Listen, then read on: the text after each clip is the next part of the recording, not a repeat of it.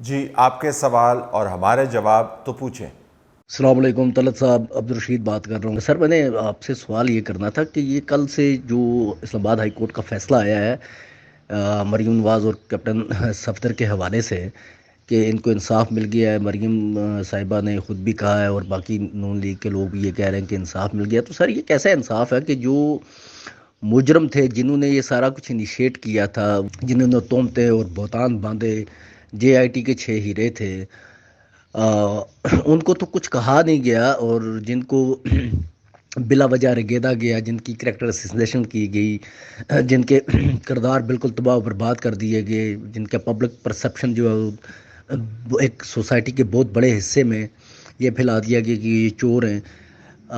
یہ عدلیہ جب تک سر مکمل انصاف نہیں کرے گی تو یہ کون سا انصاف ہے کہ ان کو یہ بری کر دیا؟ وہ تو الزامات، ایک معاشرے کا بہت بڑا حصہ جو تھا وہ اس کو صرف الزامات ہی سمجھتا تھا، لیکن دوسری طرف جن لوگوں نے وہ کریکٹر سلیکشن کی جو ڈرائیو چلائی، اس کو نہ صرف پاکستان میں بلکہ بیرونی دنیا میں بھی، جب عمران خان صاحب امریکہ گئے یا کسی اور ملک میں بھی گئے تو وہاں بھی انہوں نے یہی بھاشن دیے، تو عدلیہ مکمل انصاف کب کرے گی؟ اور ہماری عدلیہ میں بیٹھے ہوئے جو لوگ ہیں وہ حسین شہید سہروردی سے سٹارٹ کر لیں اور آج تک آ جائیں، ان کو خدا کا خوف نہیں آتا؟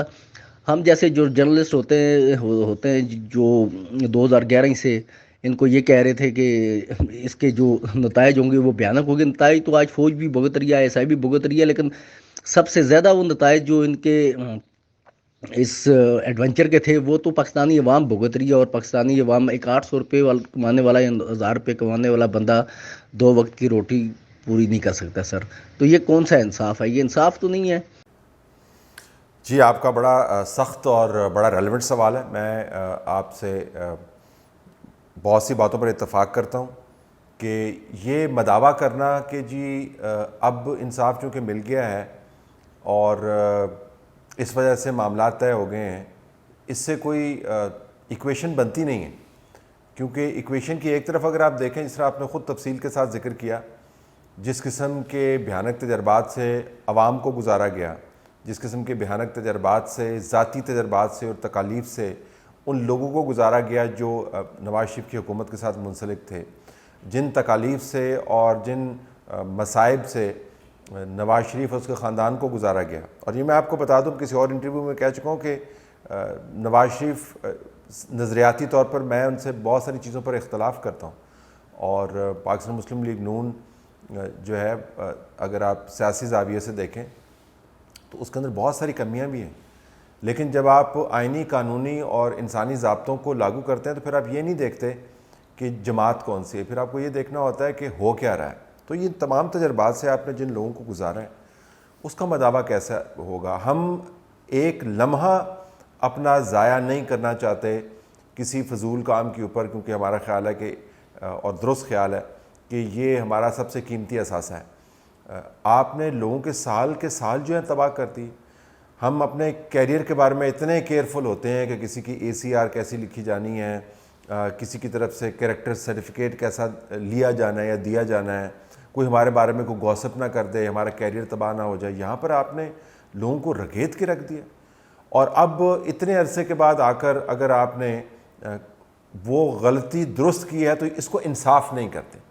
یہ بالکل بھی انصاف نہیں ہے۔ ٹھیک ہے، نون لیگ کی اپنی مجبوریاں ہیں، وہ انصاف اس کو مان رہے ہیں، وہ کہتے ہیں جی کہ معاملات ہمارے طے ہو گئے ہیں، اور زیادہ سیاستدان نے سیاست کرنی ہے، ملک کے اندر اس نے رہنا ہے، اس نے لانگ ٹرم معاملات کو دیکھنا ہے، لیکن انصاف کے جو بنیادی تقاضے ہیں وہ اس وقت تک پورے نہیں ہوں گے جب تک ان تمام معاملات کی طے تک نہ پہنچا جائے جنہوں نے حالات کو اس نقطے تک پہنچا دیا۔ اور مجھے بڑی خوشی ہے کہ، اور ڈھارس بنتی ہے، خوشی بھی ہے اور ڈھارس بھی بنتی ہے میری آج، کہ آپ جیسے جو ویور ہیں اور آپ کا ہمارا سوال اور جواب کا رشتہ ہے، ایک ویور کا اور ایک پروفیشنل صحافی کا رشتہ ہے۔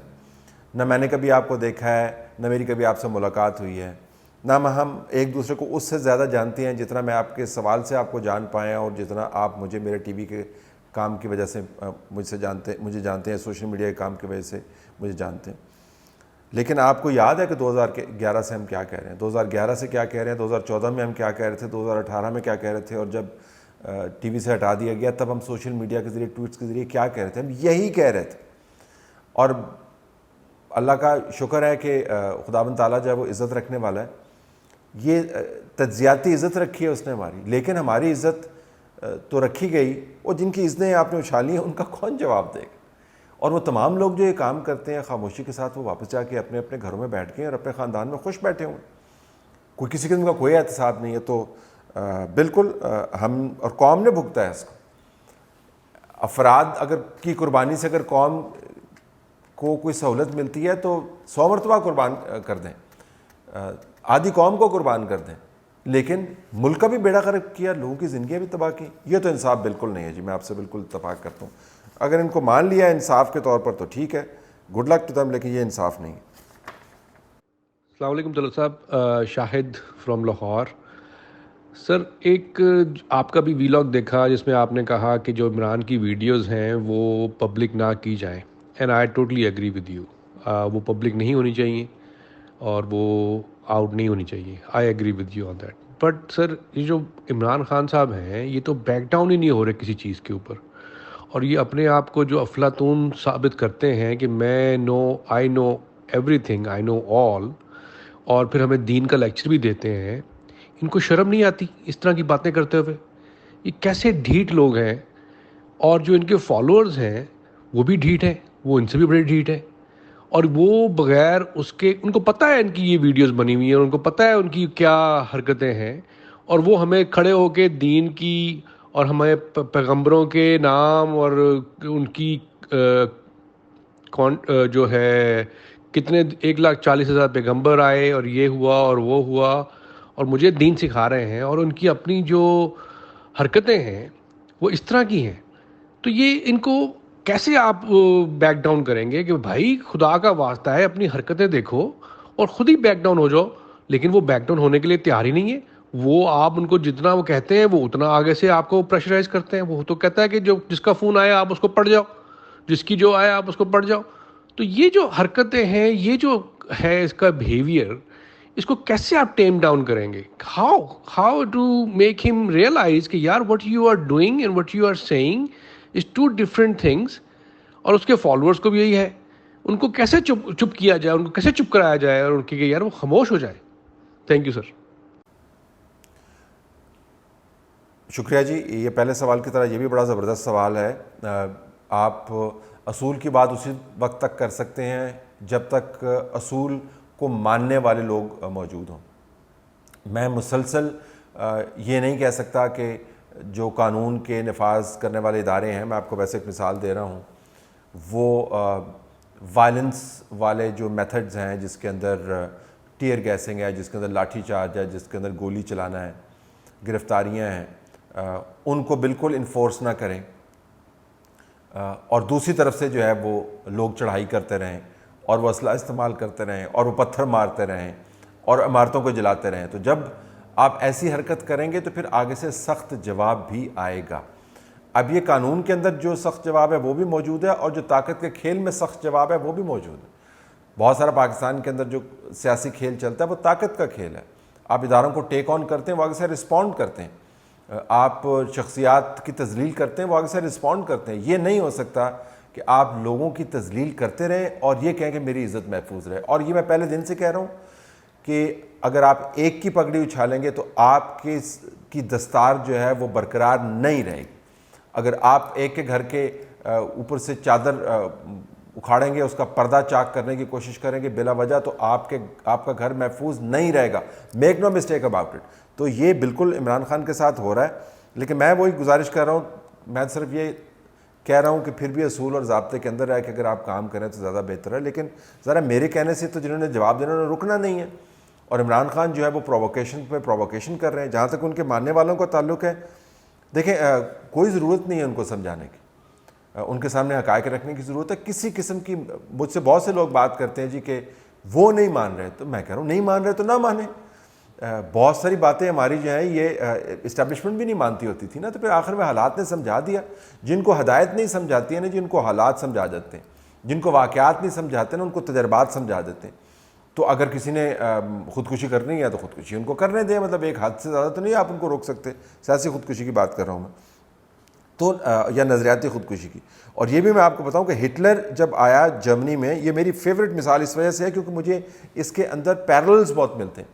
تو اس کے بعد ہٹلر کے جانے کے بعد جو تباہی اس نے مچائی، پھر ایک باقاعدہ پروگرام کا آغاز کیا گیا جس کو کہتے ہیں ڈی نازیفیکیشن، یعنی جو نازی مائنڈ سیٹ ہے اس کو تبدیل کروانے کے لیے باقاعدہ آپ نے کورس کی کتابوں کے اندر تبدیلی کی، آپ نے سماجی رویوں کے اوپر فوکس کیا، اور لمبا چوڑا جرمنی کو کام کرنا پڑا اس مائنڈ سیٹ کو تبدیل کرنے کے لیے جو ہٹلر نے کریٹ کر دیا تھا. تو جو انہوں نے کریٹ کر دیا ہے وہ تو برقرار رہے گا، لیکن میرے خیال میں اگر حالات بدلیں گے تو بہت سارے لوگ جو ہیں جو خام خواہ پھنے خان بنے ہوئے ہیں، مطلب ان کو، مجھے پتہ ہے کہ ان کی بیس کوئی نہیں ہے اور وہ بغض کے اندر زیادہ اور کمٹمنٹ میں کم یہ باتیں کر رہے ہیں.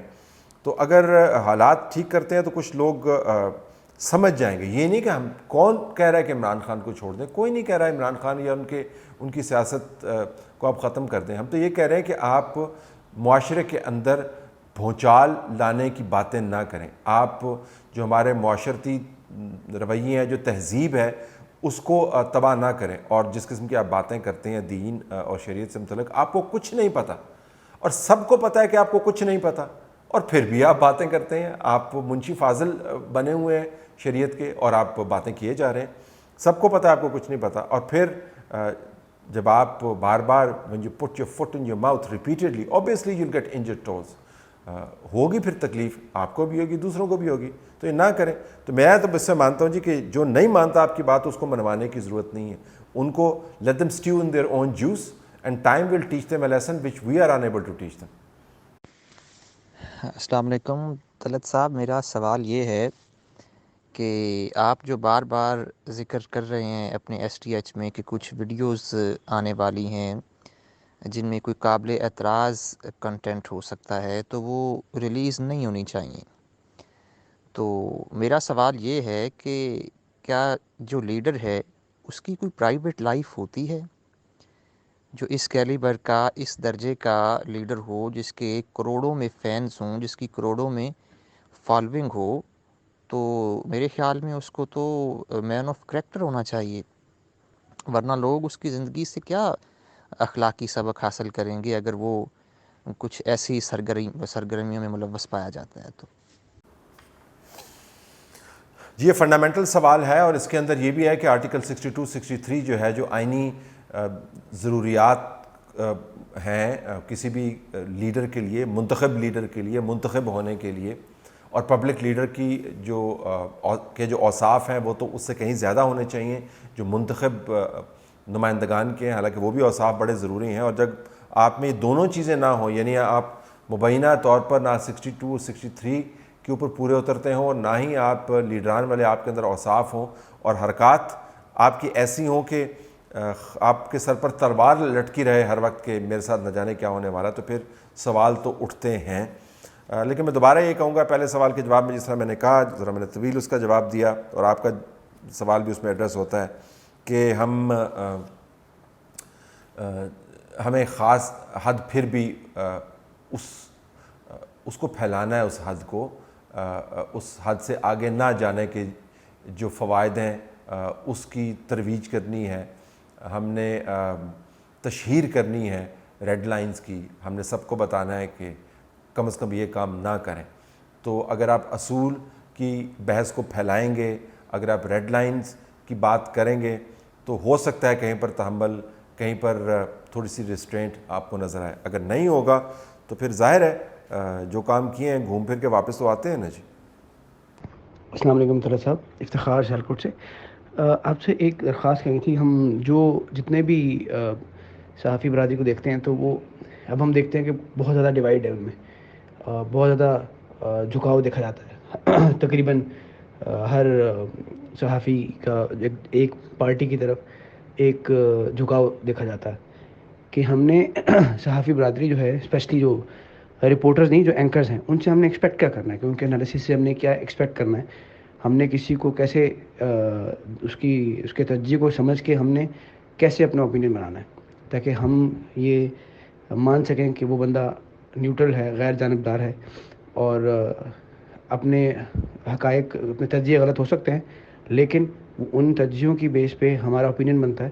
تو اب ہم کیسے ایکسپیکٹ کریں، ہم کیا ایکسپیکٹ کریں کہ ہم کہ کسی کی صحافت کے معیار کو جج کر سکیں؟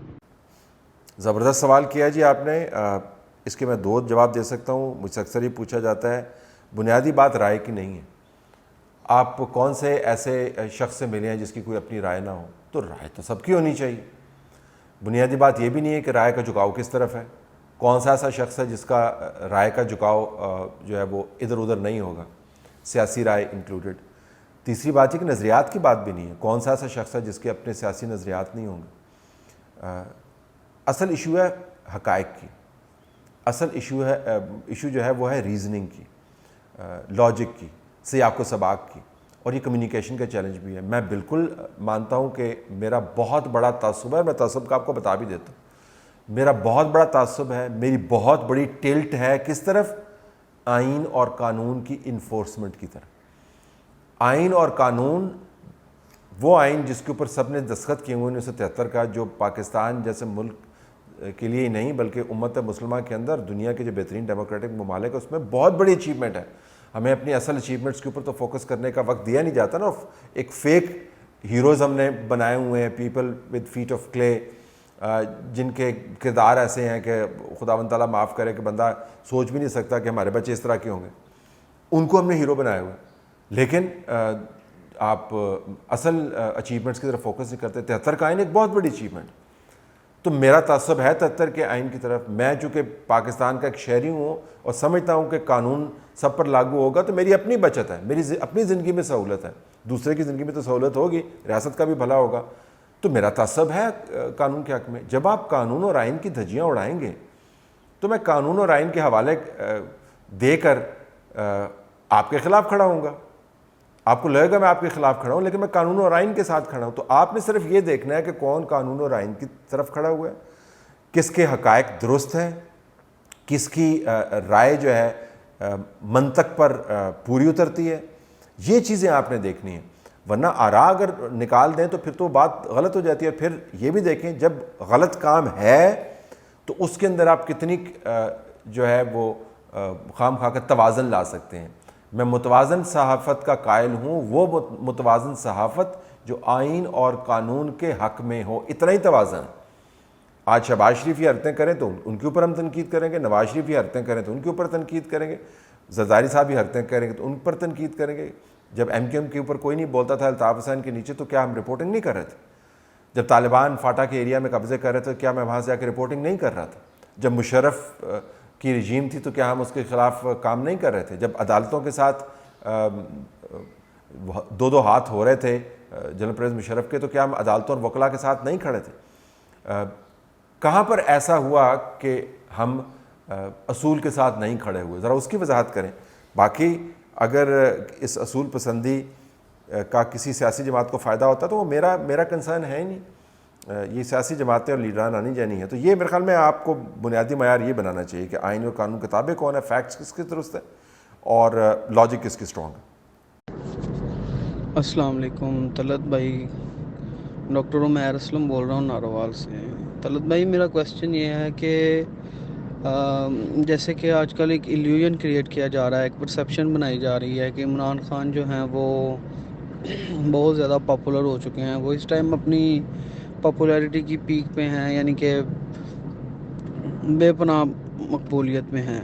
تو کیا سچ میں ایسا ہے یا یہ صرف ایک ایلیوژن کریٹ کیا جا رہا ہے، ایک پرسیپشن بنائی جا رہی ہے ان کے بارے میں؟ کیونکہ خان صاحب سیلف پروموشن میں بہت ماسٹر ہیں، اس کے علاوہ اپنا پروپیگنڈا میں بہت ماسٹر ہیں. ایک جھوٹ کو اتنی دفعہ بولا جائے کہ وہ سچ لگنا شروع ہو جائے. اس کی مثال 35 پنکچر لے سکتے ہیں. ابھی ریسنٹلی 1100 ارب ڈالر کی کرپشن کا کیس جو ہے اس کی باتیں ہو رہی ہیں آئے دن.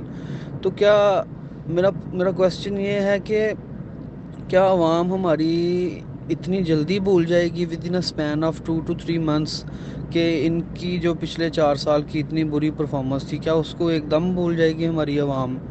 یا یہ صرف میڈیا پہ ایک پرسیپشن پیدا کی جا رہی ہے؟ کیونکہ ہم جب گراؤنڈ میں پھرتے ہیں وہاں پہ گراؤنڈ ریالٹیز تو کچھ اور ہیں. کائنڈلی اس کے بارے میں تبصرہ کیجیے گا. بہت شکریہ. جی پرسیپشن تو بنائی گئی، عمران کے بارے میں پہلے بھی پرسیپشن بنائی گئی، عمران کے ذریعے پرسیپشن بنائی گئی، عمران کے آنے کے بعد پرسیپشنز بنائی گئیں، اور ان پرسیپشنز کو بنانے والوں نے سمجھا کہ انہوں نے بڑا مارکا مار لیا. لیکن پرسیپشنز تو پرسیپشنز ہوتی ہیں، حقائق پرسیپشنز پر حاوی ہوتے ہیں. ڈیجیٹل ایج کے اندر آپ صرف پرسیپشنز نہیں بنا سکتے، ان کا کوئی حقیقت کے ساتھ تعلق بھی ہونا چاہیے. میں پرسیپشن بناتا رہوں آپ کا کہ اس وقت جو ہے یہ 2020 ہے، 2022 نہیں ہے، اور آپ کی پہنچ وقتی طور پر ان معلومات تک نہ جانے دوں جو آپ کو یہ بتائیں کہ 2022 ہے، اور آپ کو روزانہ 2020 کے میں اخبار بھی بھیجوں، روزانہ میں 2020 کے چیک بھی بھیجوں، روزانہ میں 2020 کی رٹ لگاتا رہوں، 2020. کچھ دیر تو آپ سمجھیں گے کہ 2020 آ گیا، لیکن کبھی نہ کبھی کہیں نہ کہیں سے کوئی نہ کوئی خبر آپ کو مل جائے گی کہ 2022 ہے. تو جب 2022 کا آپ کو پتہ چلے گا تو 2020 جو بنانے والے ہیں ان پر تو آپ کا یقین مکمل طور پر اٹھ جائے گا. یہی پرسیپشن کی حالت ہے. یہ جو پروپیگنڈا جس کو بڑے ایکسپرٹس اپنے آپ کو سمجھتے ہیں، propaganda has to be grounded in fact. یہ گوئبل کی بڑی مثال دیتے ہیں کہ جی کہ وہ جھوٹ کو دہراتا تھا، وہ سچ بن جاتا تھا، لیکن آپ کو یہ بھی یاد ہونا چاہیے کہ ہٹلر کے نیچے بھی جو پروپیگنڈا ماسٹر سمجھے جاتے ہیں، انہوں نے جرمنی کو ایک خاص مادی ترقی کے زاویے پر لا کر کھڑا کیا، نقطے پر لا کر کھڑا کیا، اور پھر وہاں سے انہوں نے اس کی پروپیگیشن کی. تو جو پروپیگیٹ کرنا ہوتا ہے وہ اس کے اندر مبالغہ شامل کرتے ہیں، لیکن آپ فکشن کو سسٹین نہیں کر سکتے ہیں، فسانے کو آپ حقیقت میں نہیں کنورٹ کر سکتے ہیں. تو یہ پرسیپشن بنایا گیا، اور پرسیپشن جب گرا تو سب کو پتہ چل گیا کہ بھائی یہ 2020 نہیں ہے، 2022 ہے. یہ لیڈر نہیں ہے. بنیادی طور پر تو اس کو اٹھا کے لا کے کھڑا کیا گیا تھا، انفورس کیا گیا تھا، اور 1 page was also a fiction. تو آپ کب تک فکشن کریٹ کرتے رہیں گے؟ فکشن کریٹ کرتے رہیں گے، کہیں نہ کہیں سے حقیقت سامنے آ جائے گی، اور اس کے بعد فکشن کی لگ جائے گی دڑکی، اور دڑکی بھی لگ رہی ہے، اور اس کا سطر بھی جو ہے وہ بھی بڑا ایشو اس کا بن گیا ہے.